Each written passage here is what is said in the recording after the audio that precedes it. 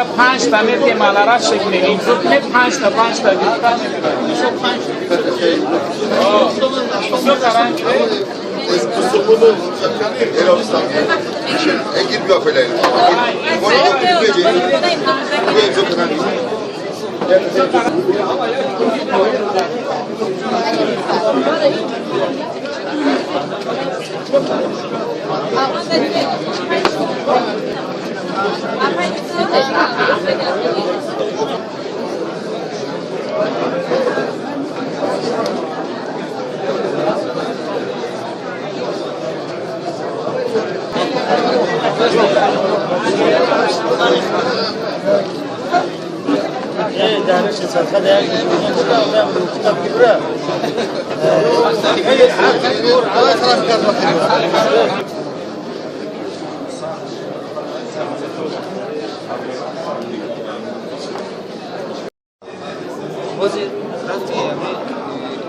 رفتی بولتنگیری ادامه دارد.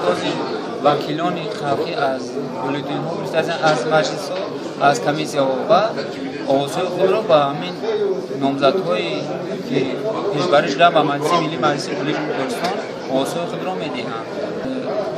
از حوزه انتخاباتی رقم 5 و مجلس ملی مجلس عالی جمهوری کردستان از حوزه رقم 5 از نایه‌های رشت لوزاده قناعتچو خالقی و یک شخص جوان وظیفه رئیسی ناحیه رشت را به عهده دارد و نسبتاً از دیگر نامزدها خیلی جوان میباشد. از همه بیشتر حزب خلقی دموکراتیک کردستان در اینجا فعالند و نامزدی این نامزدها نیز از حزب خلقی دموکراتیک کردستان میباشد.